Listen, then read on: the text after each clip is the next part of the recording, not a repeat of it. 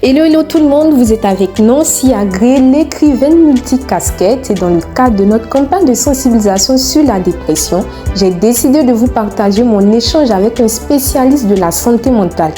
N'est-ce pas que c'est encore mieux quand c'est abordé par un professionnel? Alors, je vous invite à rester jusqu'à la fin. Et pour ceux qui n'ont pas encore écouté les épisodes de mon podcast Stop Dépression, je vous invite à visiter et à faire un tour sur ma chaîne YouTube by Nancy Agré. Bref, assez parlé, let's go. Merci à notre spécialiste de nous faire cet honneur d'aborder ce sujet. On va le laisser se présenter en 2-3 mots. Je suis Nour Bakayoko, je suis psychologue, psychothérapeute. De plus en plus, on entend parler de dépression. Quelles sont les raisons qui pourraient expliquer qu'une personne soit dans cet état? D'accord. Avant de parler même des raisons, il faut parler même d'abord de ce que c'est que la dépression. Parce que la dépression ne se définit que par ses symptômes. Donc, déjà, il faut dire que la dépression, ça fait partie des grands troubles de l'humeur. Et il faut dire que c'est un état de tristesse profonde qui empêche la personne sujette à cela de pouvoir développer ses capacités, de pouvoir faire ce qu'elle aime et puis aussi de pouvoir être émotionnellement équilibrée. Donc là, on va dire que la personne est en état de souffrance. Et c'est quand on va établir maintenant un diagnostic qu'on va parler maintenant de dépression. Voilà, ou pas. Mais généralement, ces cas-là aboutissent à la dépression, comme je l'ai dit. Donc, les signaux d'alerte qui peuvent déjà alerter quelqu'un au niveau de la dépression, c'est plutôt des signes. Mais ces signes-là ne veulent pas dire que la personne a la dépression ou bien la personne présente des troubles dépressifs. Voilà, vous allez voir une personne qui était joviale, une personne qui avait l'habitude de mener des activités, de faire des choses. Vous allez remarquer qu'à un moment donné, elle n'arrive plus à faire ces activités-là. Pas qu'elle n'en a pas envie, mais elle n'arrive plus à faire. Quelqu'un, par exemple, qui aimait sortir pour aller peut-être danser ou faire des choses, on voit qu'elle ne peut plus faire ça. Pourtant, physiquement, elle n'a pas de mal à le faire, ou elle n'a même pas de contrainte même à le faire, mais elle n'arrive pas à le faire. On voit cette personne-là qui est tout le temps triste de façon continue. La personne est tout le temps triste, la personne n'a pas envie de voir quelqu'un, la personne culpabilise beaucoup, et puis la personne est beaucoup irritable.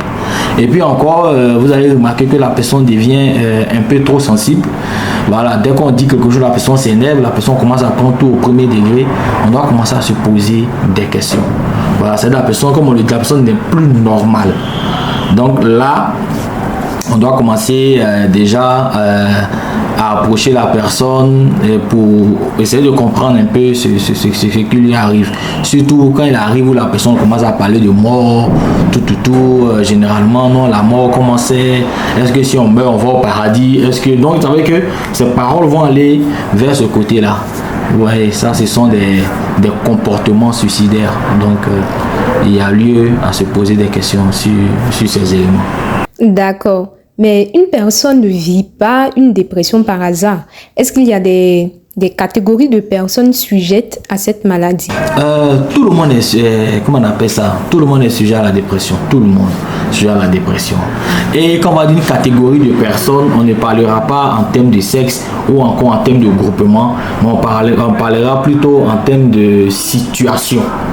Voilà, de situation. Vous allez voir que ceux qui sont dans comment on appelle ça, dans un domaine dont ils n'ont pas voulu. Par exemple, quelqu'un voulait faire musique et puis on l'a orienté en biologie. Donc ça veut dire qu'il va suivre la formation, mais il n'est pas lui-même. Donc du coup, la personne là sera constamment confrontée à des problèmes émotionnels parce qu'il n'a pas voulu faire ça.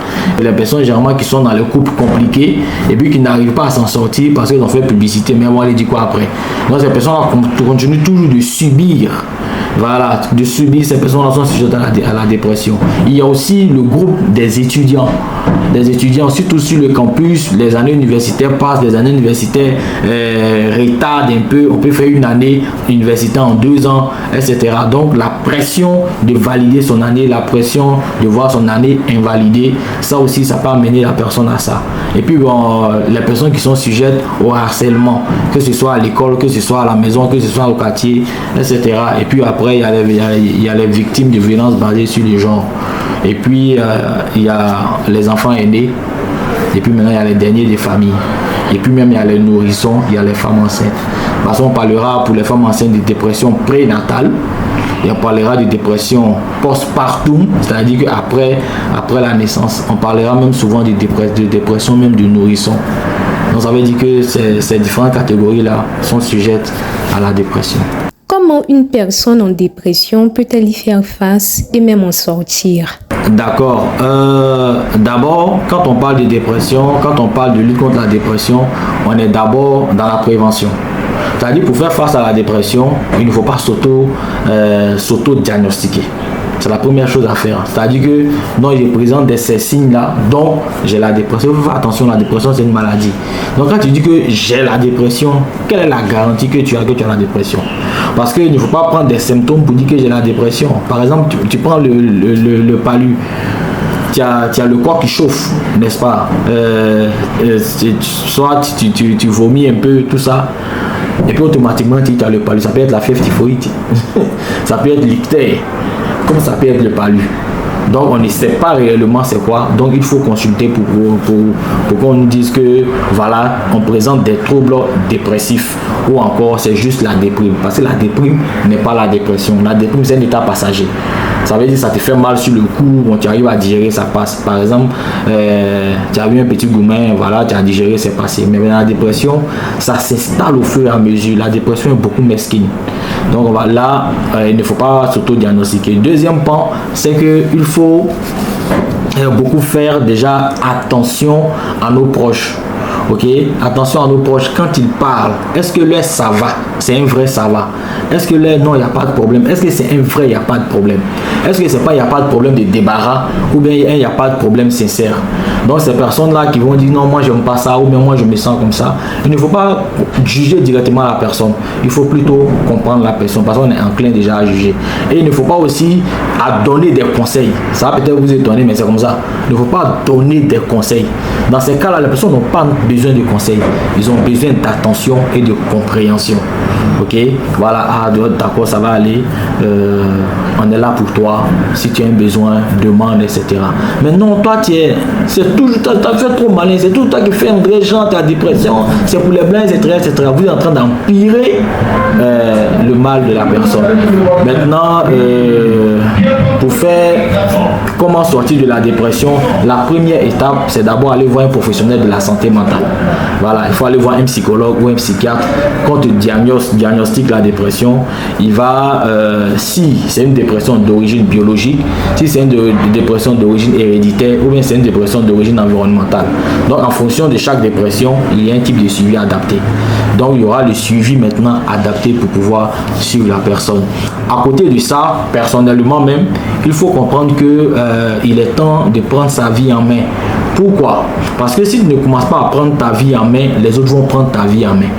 Et si les autres prennent ta vie en main, ta vie dépend de leurs opinions, leurs déshydratants, leur manière de faire. Donc c'est de se dire que est-ce que je vis ma vie ou la vie des autres?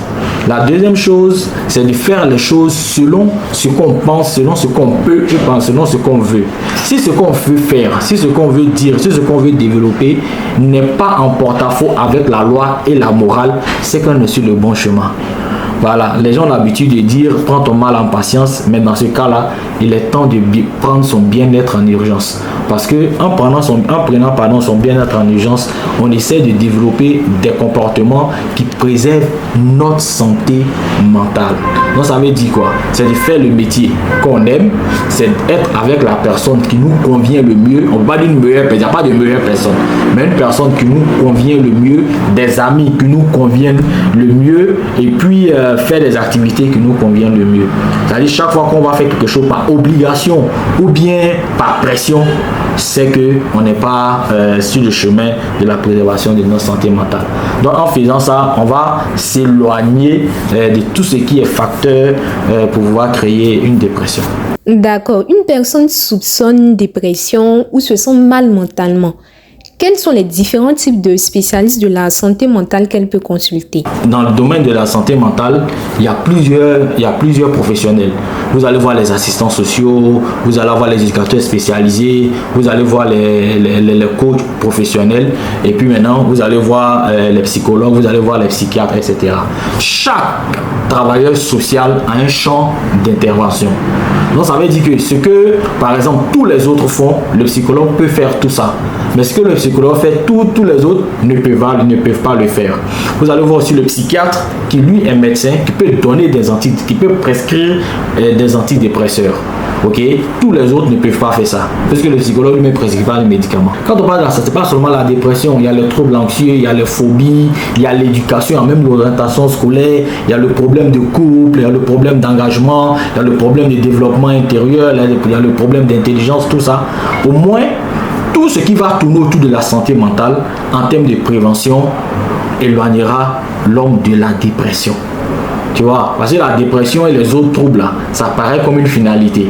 Mais si on a dégagé tout ce qui est autre problème de santé mentale autour, voilà, on peut ne pas arriver à la dépression. Du coup, on devrait faire plus la promotion de la santé mentale, si je comprends bien, la promotion du bien-être mental. Voilà. Donc une fois que la promotion de la santé mentale est faite, si on a une bonne santé mentale, tout ce qui a trouble là, on peut déjà s'assurer qu'on est loin de ça. C'est super. J'ai une dernière question avant de vous laisser. Comment est-ce qu'on peut prendre soin de sa santé mentale quotidiennement? Oui, quotidiennement, pour prendre soin de sa santé mentale, déjà, la première chose à faire, quand on se réveille le matin, comment on se sent? Il faut déjà commencer, quand on se réveille le matin, à se créer une bonne humeur. C'est-à-dire, se créer la bonne humeur, c'est quoi? C'est d'abord se regarder dans le miroir, se donner des objectifs de la journée et se donner des objectifs réalisables surtout. Les objectifs de la journée. Aussi, écouter une musique qui vraiment nous apaise. Voilà, une musique qui nous plaît, etc. Pas une musique calme. Parce que ce matin, on a besoin de boost. Une musique qui nous fait bouger, ça nous permet de dégager plus d'hormones de bonheur. Comme ça, on n'est plus dans la journée. Il y a d'autres, par exemple, qui ont leur playlist du matin. Quand ils se réveillent chaque matin, ils ont 2-3 chansons qu'ils vont écouter, ça les dégage. Ceux qui sont plus religieux, quand ils vont se lever, ils vont écouter peut-être soit des louanges ou des cantiques, comme ça les met sur le chemin de la bonne humeur toute la journée. La deuxième chose, c'est qu'il faut avoir des objectifs dans la journée. Des gens qui disent que non, moi je n'ai pas de programme. Non, c'est un gros problème. L'oisiveté est la mère des vices. Voilà, ne rien faire est un problème. Donc, le rien faire est un problème. Donc, il faut avoir des choses à faire. Plus on a une activité, plus on fait des petites choses que nous aimons, voilà, vraiment on est plus équilibré. La troisième chose, c'est qu'il faut savoir qui sont nos amis dans nos entourages. Quels sont nos amis qui sont toxiques pour nous? Quels sont nos amis qui peuvent nous produire en fait un bon réconfort? Et appeler ceux qui nous produisent de bonnes zones, vraiment causer avec ces personnes-là, échanger avec ces personnes sur nos objectifs, etc. Et puis la troisième chose, c'est qu'il faut se concentrer sur soi-même, sa vie. Il faut se concentrer sur soi-même sa vie. Comme dans les accords Toltec, on le dit, il ne faut pas faire de suppositions sur la vie des gens.